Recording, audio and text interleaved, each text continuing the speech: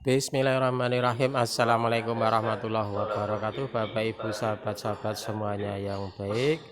Hari ini Minggu pagi tanggal 31 Mei tahun 2026. Masjid At-Taufik Mula Kidul Tajin Juwiring Klaten rutin mengadakan kultum subuh setiap Ahad pagi, Minggu pagi, kemudian nanti dilanjutkan sarapan bersama jamaah.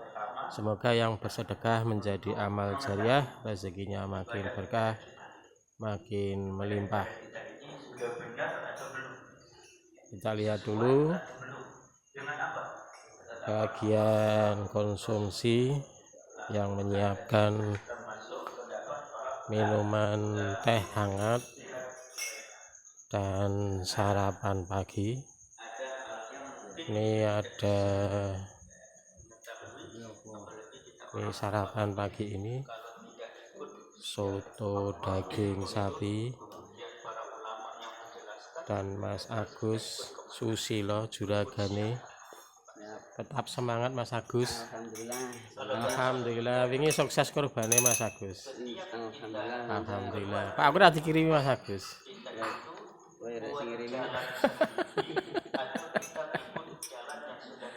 Alhamdulillah, yang penting sukses kabeh, melu seneng Mas Agus.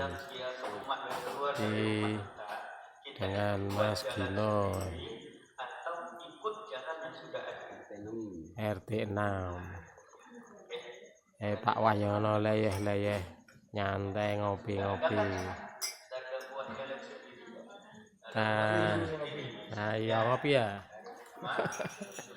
Kita lihat ke dalam mendengarkan kultum subuh yang disampaikan oleh Ustadz Samsul Marwan SE.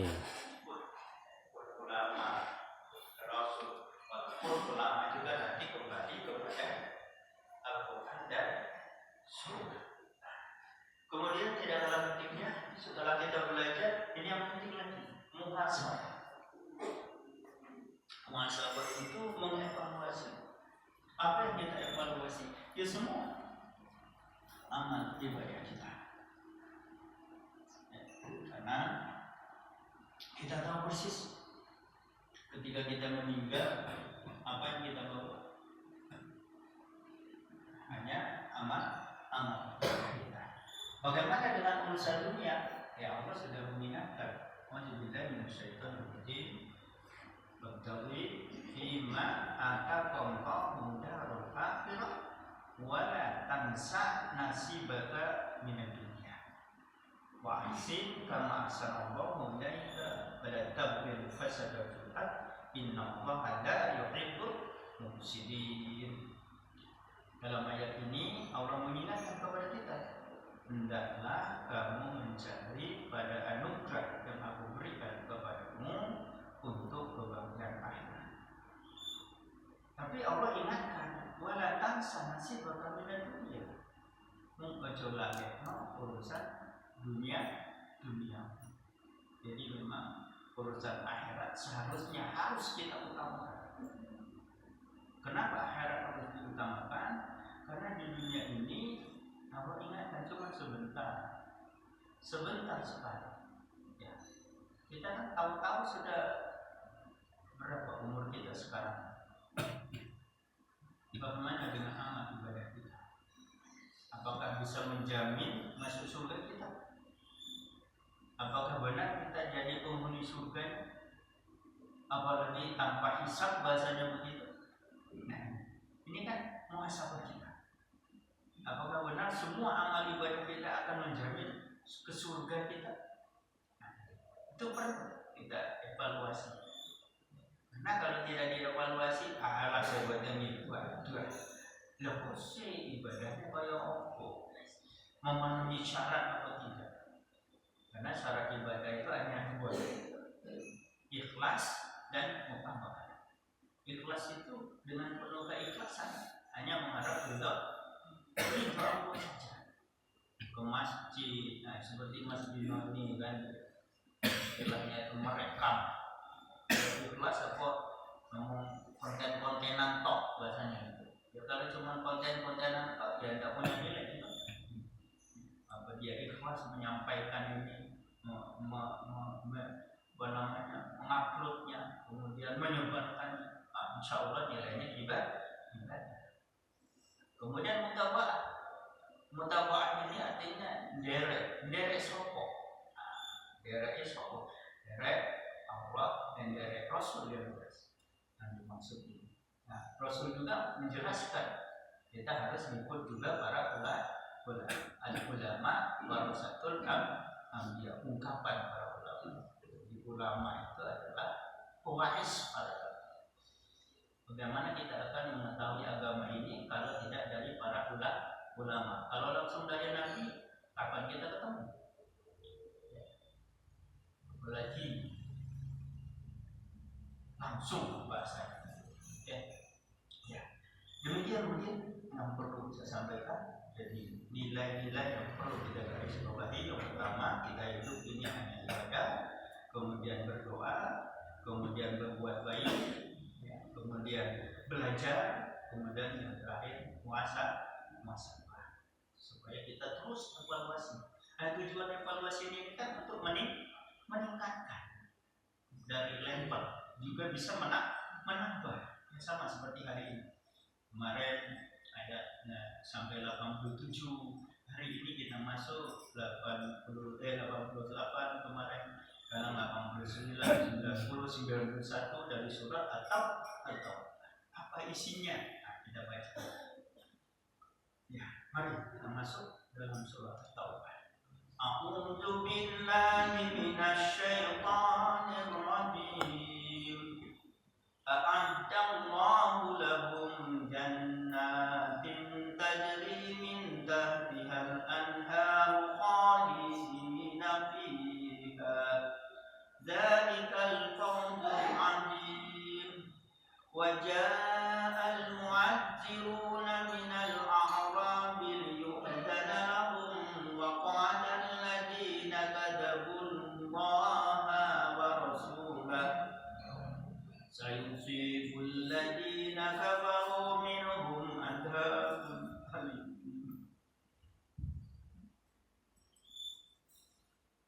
Laisa 'alal du'afa'i wala 'alal marda wala 'alal ladina la yajiduna ma yunfiquna harajun idza nasahu lillahi wa rasulihi ma 'alal muhsinina min sabil wallahu ghafurur rahim.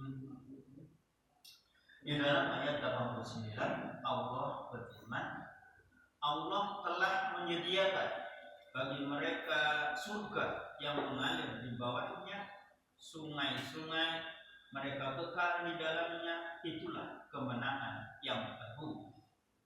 Ayat 90, dan di antara orang-orang Arab Badui datang kepada Nabi menggunakan alasan agar diberi izin untuk tidak pergi berperang.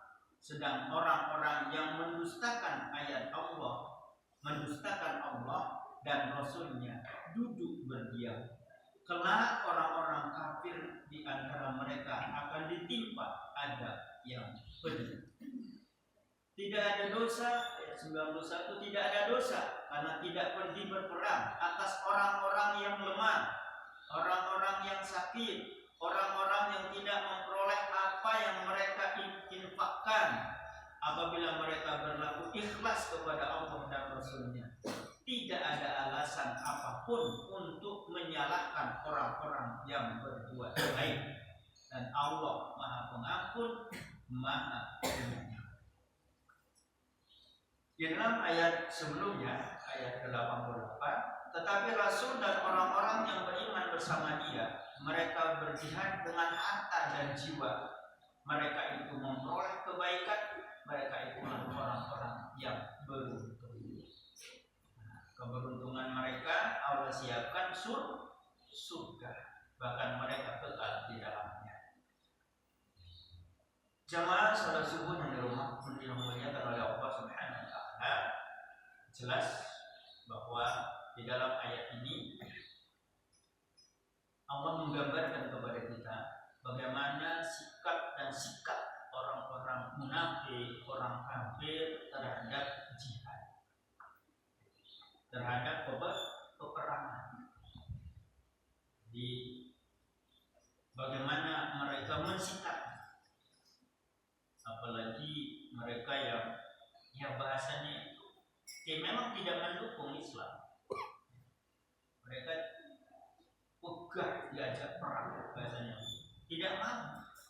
Karena kan Masya Allah, apalagi sudah berpikir duniawi, ya.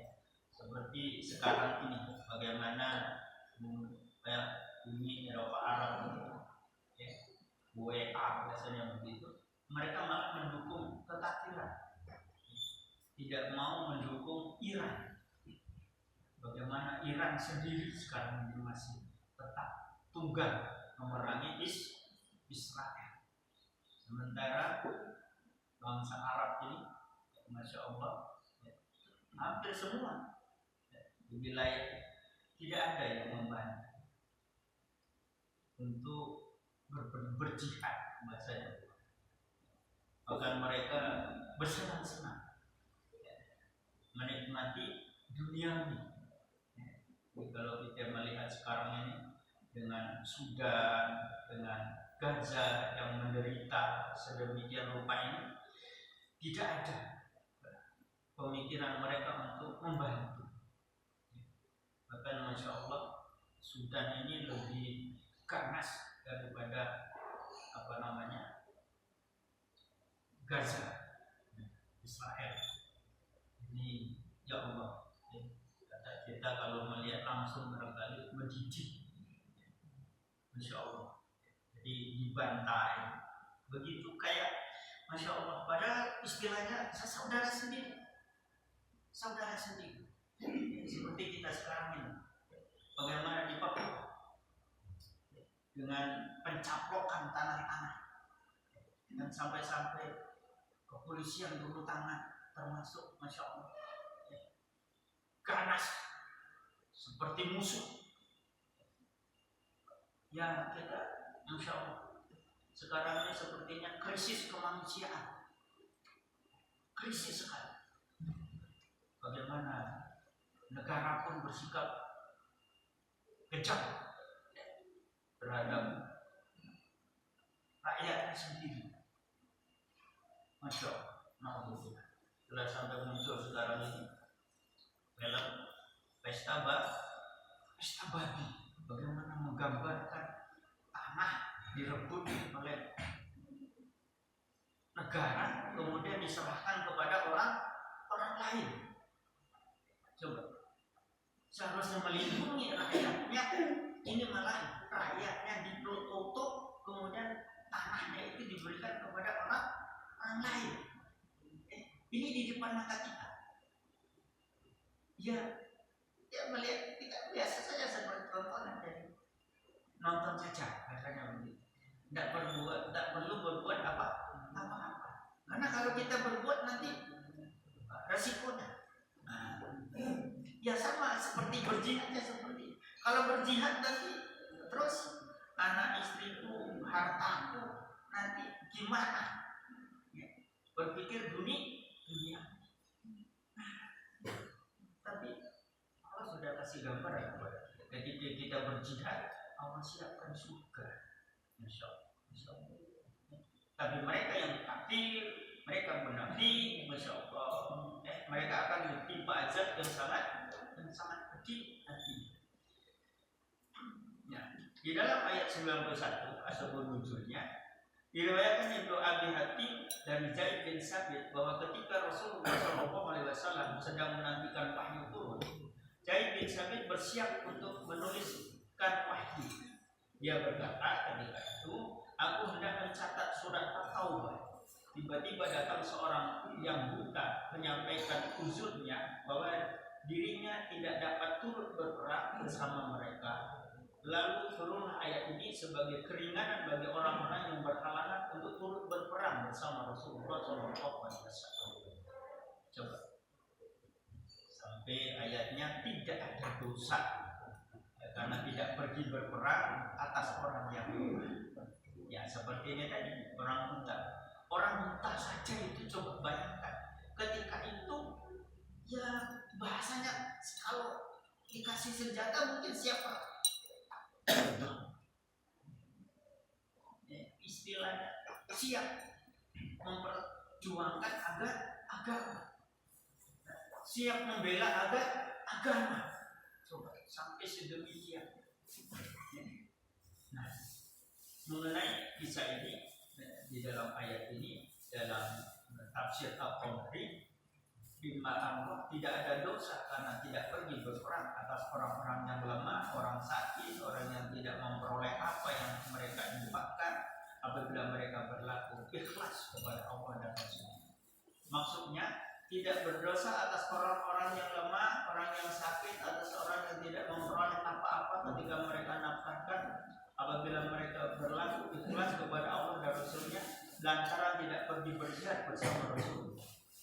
Maksud ayat kalian tidak ada sedikit pun untuk menyalahkan orang yang berbuat baik kepada orang yang berbuat baik, berlaku ikhlas kepada Allah dan Rasulnya, tidak pergi berjihad bersama Rasulullah SAW karena uzur, maka tidak ada jalan sedikit pun untuk menyalahkan mereka.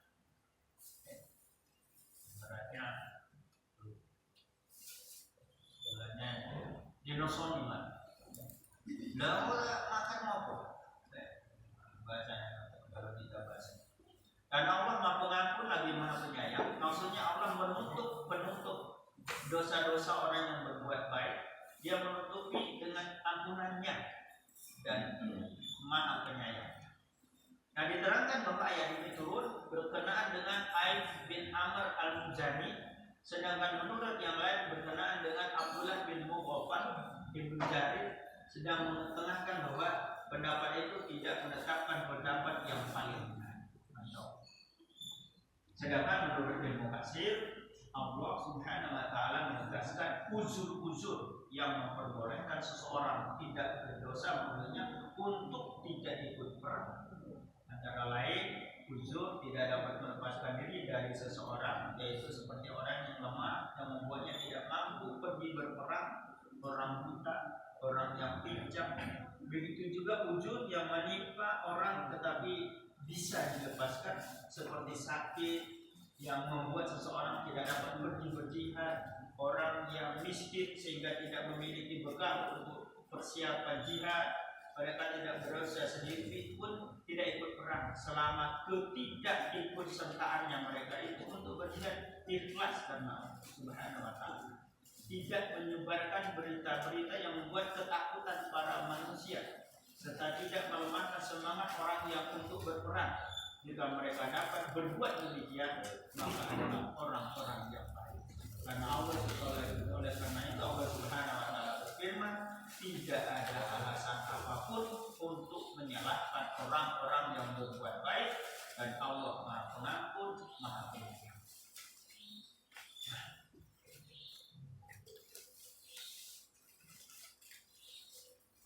Ibu-ibu, bapak rahimahullah, dari ayat-ayat ini ada ayat khusus 91, rahasia ujian bagi yang benar.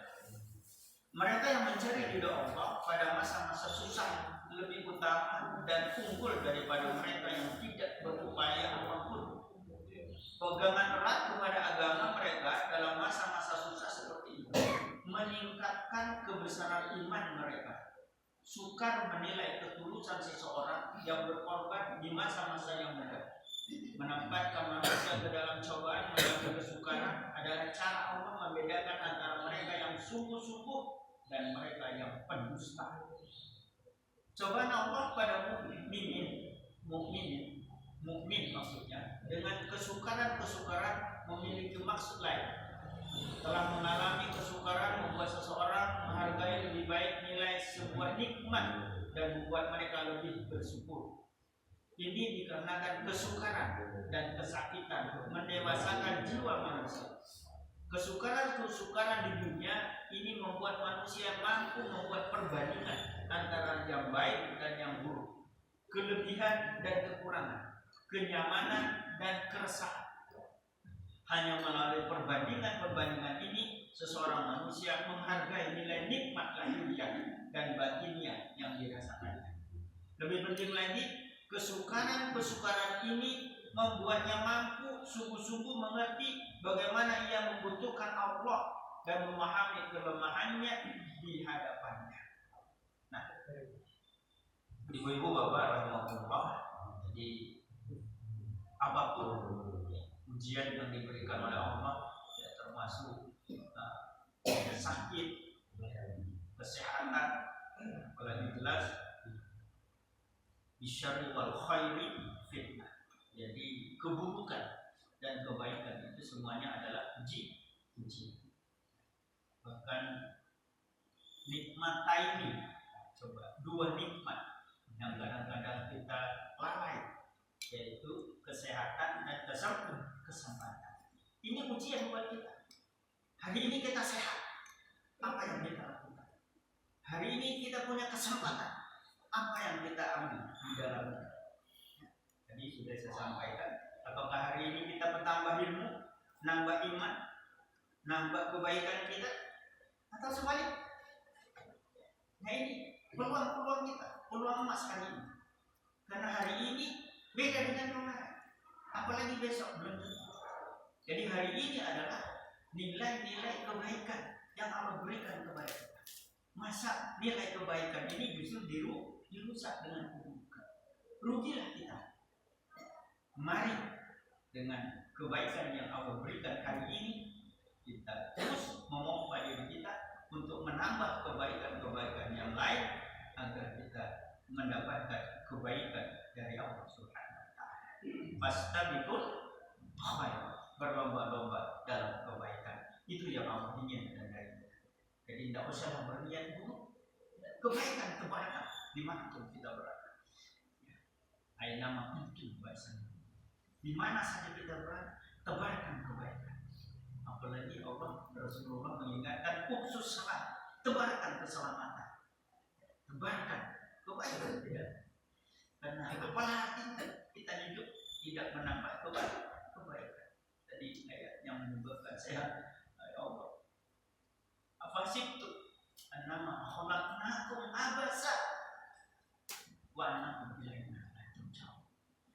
Apakah kalian mengira bahwa kalian diciptakan dalam kehidupan kita ini, kita dijadikan sia-sia? Wes urip tok bahasanya gitu, ora enek manfaat, tidak punya tujuan. Monggo, sementara kita nanti akan kembali kepada Allah. Ketika kembali menghadap Allah, Allah juga bertanya, apa yang sudah kita lakukan, apa yang sudah kita lakukan, apa yang telah kita lakukan, bukan yang akan. Jadi apa yang sudah kita lakukan, pencapaian apa yang sudah kita lakukan, prestasi apa yang kita lakukan. Nah, prestasi itu bisa dilihat dari mana? Sekarang, hari ini. Hari ini pencapaiannya sampai mana? Kalau ibarat kita hari ini kan kita baca surah Al-Baqarah, surah At-Taubah sampai ayat 91. Jadi minggu depan main 92, 93, 94. Ini bahasa pencapaian kita. Jadi ini kita sudah menyaksikan, kita sudah membaca surah Taubah sampai ayat 91. Besok mau makan kita ketemu lagi apa enggak? Jadi kita terus berusaha saja untuk membaca Al-Quran ini. Tapi satu hal yang perlu kita garis bawahi, membaca Al-Quran itu jangan lewat saja. Halo? Jangan lewat saja. Maksudnya apa? Sampai kita tidak tahu artinya. Sekarang ini banyak Al-Quran terjemahan. Jangan kita malas. Syukur kalau kita mampu memaknainya. Ya, seperti hari ini kita memaknainya, bagaimana menerapkan jihad dalam kehidupan. Bersungguh-sungguh kita. Walaupun hanya asal. Maludunya ka'ana ajai surada ya wa'mal akhirat, kita tahu itu asal, ya, bukannya hadis.